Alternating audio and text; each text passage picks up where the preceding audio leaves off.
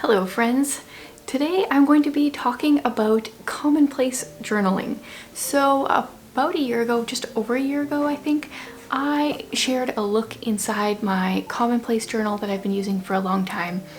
And today I'm starting a new one. I'm starting afresh. Share the differences I'm going to be making between this commonplace journal and the new one, and give you some different options on different ways you can keep a commonplace book. So first of all, what is a commonplace book, commonplace journal? I'm going to be using those interchangeably.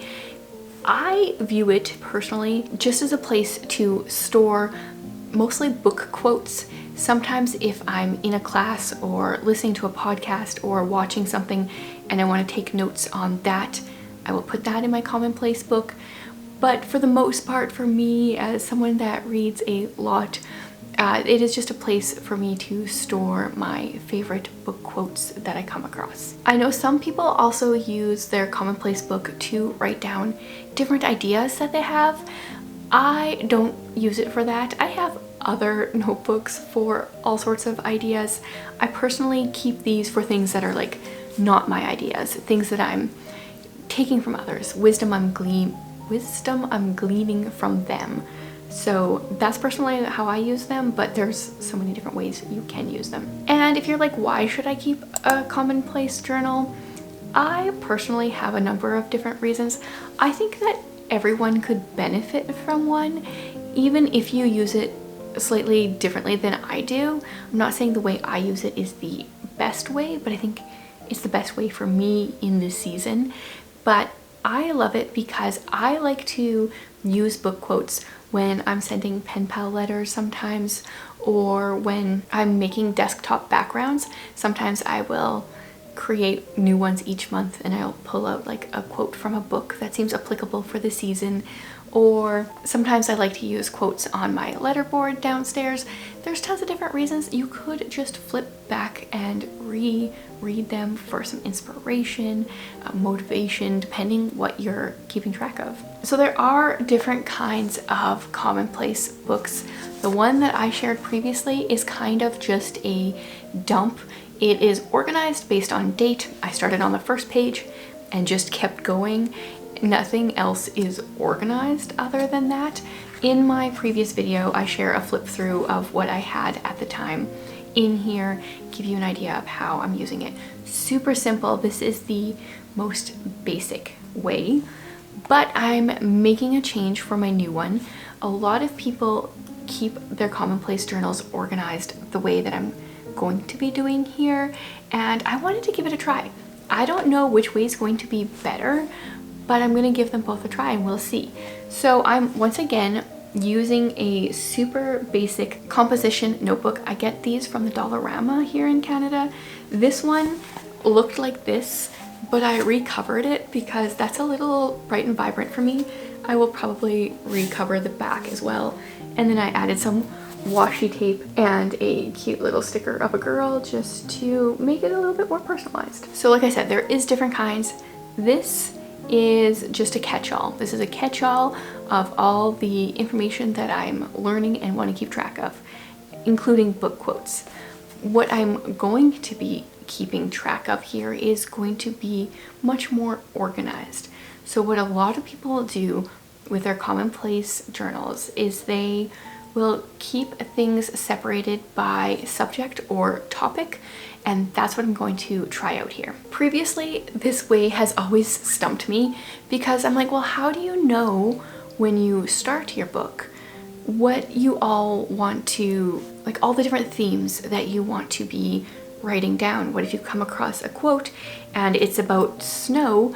That's what I see when I look out my window, but you don't have snow as a topic or a theme. Or, you know, what if you, I don't know, how do you know how much space to leave? Like, I was very confused. And then I came across this realization.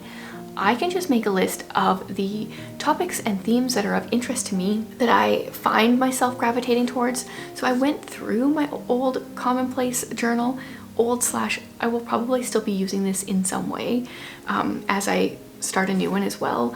But I wrote down the different topics and themes of interest to me. I was thinking about different topics I enjoy, and I thought about places in my life that I want to grow or feel like I just need more help in, and wrote down all of those ideas. And so that's what I'm going to be doing in here. I've picked my favorite categories, themes, topics, and I've made a list. And after I made my list, I was wondering, do I alphabetize my list? Because the perfectionist side of me would love for it to be alphabetical. But I've decided that I'm not going to be alphabetizing my list. My book will not be in alphabetical order according to topic, because I've decided that I'm going to leave some extra space. And if I all of a sudden want to have a whole page about anchovies, thinking of something that starts with an A, probably won't have a whole page about anchovies. It would really bother me if the entire thing was alphabetized and then it wasn't. I would rather it start out being not alphabetized. Can anyone relate to this? Is this just me? So I've decided to just write my themes kind of in the order that they came to me. That actually works out really well because I want to do each of the seasons as a theme, and it would be nice to have them all together. Whereas if they were alphabetical, they wouldn't be all together. So if you're curious, here is the current list of topics that I have. I will probably add more as time goes, and that's okay because it's not alphabetical. It won't kill me a little inside. So here is what I'm doing. I have spring, summer, autumn, winter, creativity, writing, parenting, marriage, hope, faith, books and reading. That was another thing. I was like, is it books? Is it reading? I'm gonna put them together. Perfectionism. Oh, did I mention some of my perfectionist tendencies already? Friendship, bravery, imagination. That is what I have so far.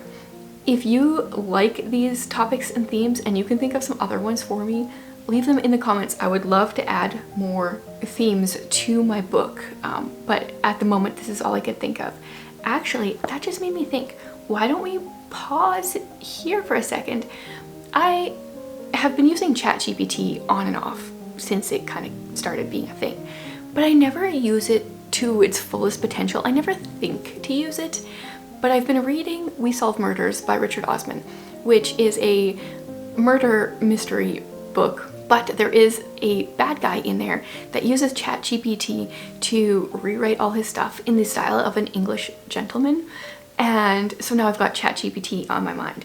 But what if we ask ChatGPT for some ideas? See if it can come up with some that I've forgotten. Okay, I am asking, what are some inspirational themes or topics that I can add in my commonplace journal? We will see what ChatGPT can come up with. No, this is not right. See, ChatGPT is not always that great.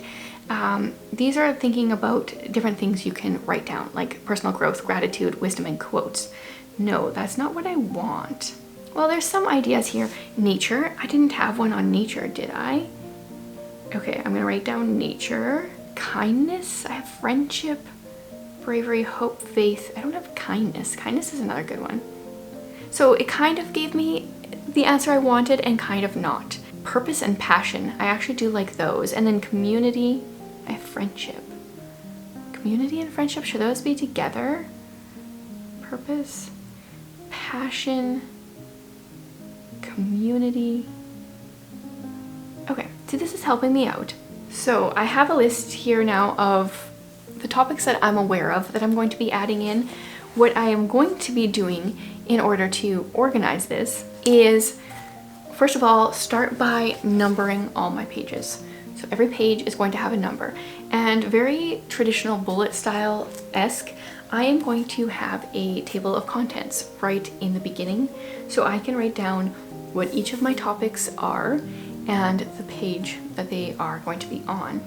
And I'm going to try to leave a couple pages for each topic slash theme so that I can add quotes as I go. So right now I have some in these different themes that I can add to here right away, but I don't want to fill this whole thing up right off the bat with quotes I already have. I want to be paying attention as I'm reading books and add them as I go. Actually, I'm currently reading Anne of Green Gables, rereading, doing a read along over on my book channel of the entire series and a bunch of L.M. Montgomery books this year. And that is a book slash series slash author that there's going to be a lot of quotes from her in here. Well, there's going to be a lot of quotes from her in here. I'm going to probably be adding more topics and themes as time goes with that. So I'm going to start with my index. I'm going to write the name of each theme at the top of the page, leave a few pages for each topic, and then leave some space at the end for other topics and themes that will kind of come up as I start reading and paying attention to the different quotes that I want to write down. So that's how I plan on organizing this. Now I'm going to get started and we'll see. I might make some changes as I go if I see something that doesn't work, but I'm excited about it. What I'm going to be doing is looking through my old Commonplace book for some quotes that I already have that I really loved, that I feel like would be worth having in 2 different places. And then I'm going to start going through some books that I've read previously, like Anne of Green Gables I've been working on, currently working on Nicholas Nickleby. Not sure there's any quotes in there that I really want to write down, but I have been highlighting and annotating books for a long time.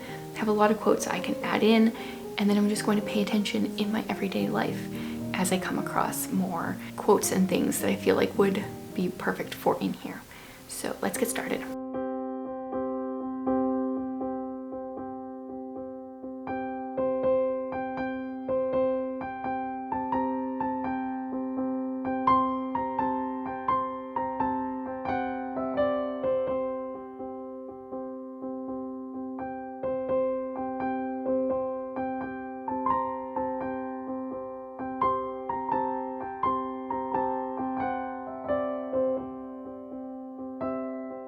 I just wrote out my table of contents. I'm going to add the page numbers as I go, but I realized I didn't have one for love. I have hope, faith. Of course I had to add love in there. I mean, I have other words that could kind of count for that, but definitely love needed its own. So already thought of one I had forgotten.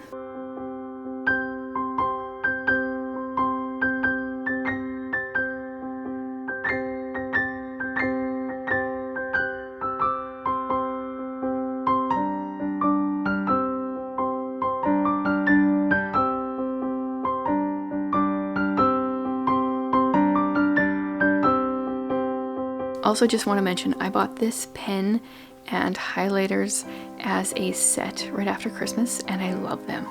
This pen has become my favorite. It came in a set. They all write black, but they are different pastel colors. And then I think there were 6 highlighters. There's these 4, and I've got 2 more here. I think there was 6, maybe even more. I kind of spread my things out throughout. I'll leave these linked below. Love all of them.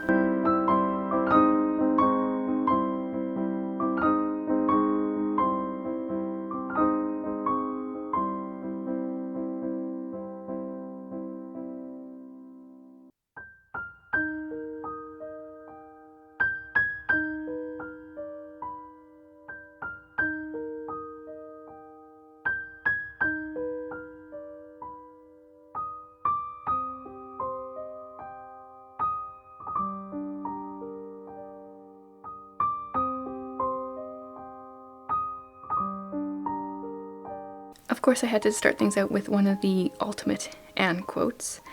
Love that one and totally agree with her. Octobers are amazing. Definitely find it ironic that in my page of perfectionism, I got a mistake there and a mistake there. It's fitting. It's the best page for those mistakes to be on, but slightly annoyed because I am perfectionist, but trying to let go. Okay, my setup is done for now. I like how it's looking.